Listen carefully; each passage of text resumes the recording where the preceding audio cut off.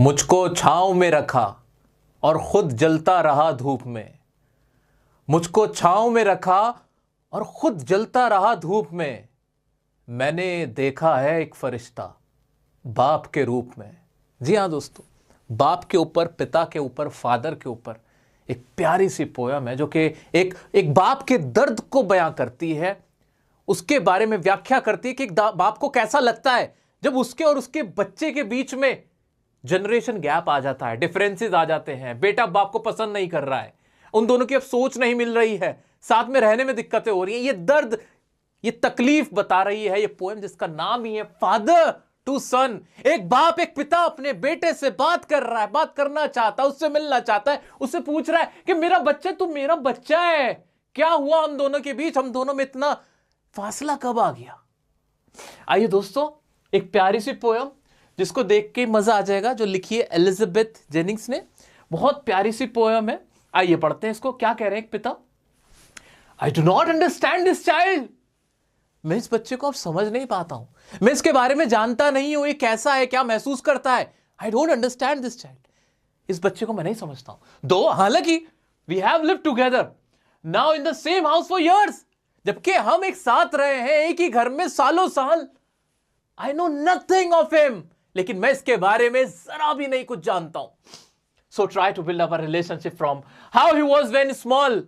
मैं कोशिश कर रहा हूं दोबारा से वो रिश्ता पैदा करने का, वो रिश्ता बनाने का जब ये छोटा सा था, मेरा बच्चा था, ये मेरी गोद में रहता था, मेरा हाथ पकड़ के चलता था। मैं दोबारा कोशिश कर रहा हूं इससे वही रिश्ता बनाने का।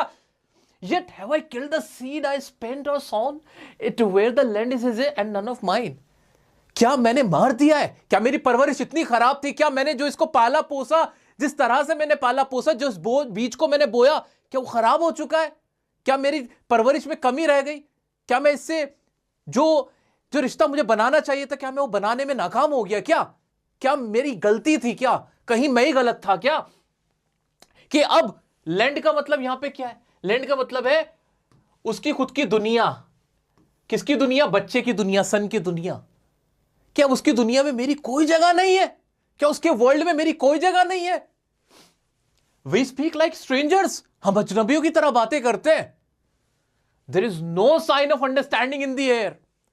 कहीं भी हमारे बीच किसी भी तरह की कोई अंडरस्टैंडिंग नहीं है। We have a generation gap, हमारे बीच गैप है, कम्युनिकेशन गैप है। We don't talk to each other, हम एक दूसरे से बात नहीं करते हैं। इससे बड़ी तकलीफ और क्या होगी मेरी? एक बाप के तौर पे मैंने उसे पाला है, मेरा बच्चा है वो। This child is built to my design, yet what he loves I can not share. ये जो बच्चा है, ये बिल्कुल मेरे जैसा दिखता है, ये इसका डिजाइन, इसकी क्रिएशन बिल्कुल मेरे जैसी है, मेरा ही तो एक रिफ्लेक्शन है। लेकिन जो ये चाहता है, जो ये सोचता है, मैं बता नहीं पाता हूं, मैं समझ नहीं पाता हूं, मैं शेयर नहीं कर सकता हूं। This is my grief, this is my problem. मैं बहुत तकलीफ में हूं। ये दर्द बयां कर रही है तुम्हारी पोयम। एक बाप कह रहा है, चीख चीख कर कह रहा है। आगे क्या कह रहे हैं? आगे कहते हैं, silence surrounds us, I would have him prodigal returning to his father's house, the home he knew. हमारे बीच खामोशी है, हम बात नहीं करते हैं, हम दोनों ही खामोश रहते हैं, हमारे बीच बात नहीं होती है। मैं चाहता हूं कि वो एक बड़ा खर्चा करे, एक बड़ा खर्चा करे और एक खर्चीला काम करे। खर्चीला काम जानते हो क्या कह रहे हैं? एक ऐसा खर्चीला काम करे कि returning to his father's house, के वो अपने बाप के घर वापस आ जाए। यानी एक नुकसान वाला, एक बड़ी कॉस्ट अदा करे और आ जाए ना यार, आ जाना मेरे घर पे वापस, आ जा अपने बाप के पास। आता क्यों नहीं? द होम ही न्यू, उसी घर में जो तेरा है, जिसे तू बचपन से जानता है, वही बाप जिसके देख के तू बड़ा हुआ है, आजा मेरे पास वापस। Rather than see him make and move his world. मैं नहीं चाहता कि वो एक अपनी अलग दुनिया बनाए, मुझसे दूर चला जाए, उसकी सोच बिल्कुल अलग हो जाए, अपनी जिंदगी अलग से गुजारने लगे। I don't want this, I want him back. मैं उसे वापस चाहता हूं अपने पास, अपने बच्चे को, अपनी परछाई को। I would forgive him too, मैं उसे माफ कर दूंगा। अरे मेरा बच्चा ही तो है, उसने कोई बात नहीं मेरे से बात नहीं की। We do have generation gap, we do have misunderstanding, we do have communication gap, yet still I will forgive you my सन।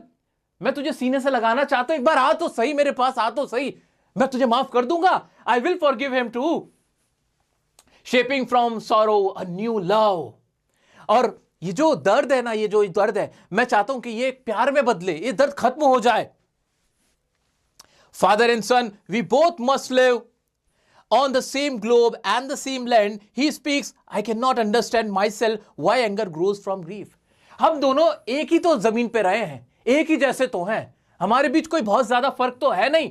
मेरे समझ नहीं आता, मैं समझ नहीं सकता हूं कि ये जो दुख दर्द है, जो तकलीफ है, ये गुस्से में क्यों बदल जाती है। आता क्यों नहीं वापस, आना बात कर, बाप हूं मैं तेरा। एक बाप ऐसे सोच रहा है। We each put out an empty hand, longing for something to forgive. हम हाथ बढ़ाते हैं लेकिन सब कुछ खाली है, हमारे बीच कुछ नहीं सही हो पा रहा है। सिर्फ मेरी एक ख्वाहिश है कि किसी तरह इस बच्चे को मैं समझा सकूं कि तू मेरा ही है और मेरा ही औलाद है, मेरा बच्चा है। तू मुझे समझ, मैं तुझे समझना चाहता हूं, मैं तुझे खोना नहीं चाहता, मैं तुझे दूर नहीं जाने दे सकता। I am your father, you have to come, you have to come back, you have to come back to me. एक बाप कह रहा है, ये उसकी फीलिंग्स है। Longing for something to forgive, क्या हम दोनों एक दूसरे को माफ कर देंगे? आ ना बात कर बैठ। दोस्तों, इसमें मजे की बात यह कि जो पोएम लिखी है ये एक फीमेल पोएट ने लिखी है, लेकिन एक औरत भी, एक मां भी, एक बाप का दर्द बता रही है। और क्या खूबसूरत दर्द है। दोस्तों, कुछ भी करना जीवन में, जितने भी मेरे देखने वाले लोग हो, कभी किसी पैसे की वजह से, किसी इंसान की वजह से, चाहे वो लड़का हो चाहे वो लड़की हो, वैसे तो ये फादर टू सन है, मैं फादर टू डॉटर भी कह रहा हूं, डॉटर के लिए भी है ये। कभी भी किसी की वजह से अपने बाप को, अपने पिता को तकलीफ मत देना।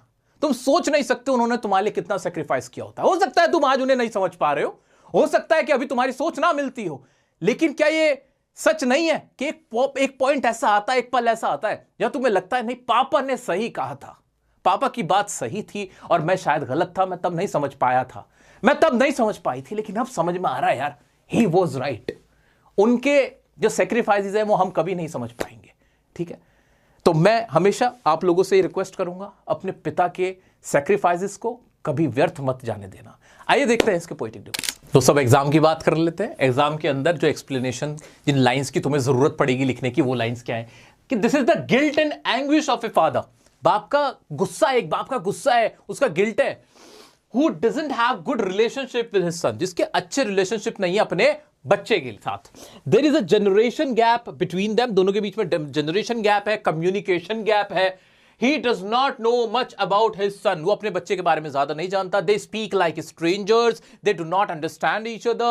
वो strangers की तरह बात कर रहे हैं और एक दूसरे को समझते नहीं है, उसकी फीलिंग्स को नहीं समझते हैं। He is trying to resolve the issues. वो जो फादर है वो अपने बच्चे के साथ अपने इश्यूज को रिजॉल्व करना चाहता है। वो चाहता है कि वो उसके पास वापस आ जाए। He wants his son back. वो अपने बच्चे को वापस लाना चाहता है। ठीक है।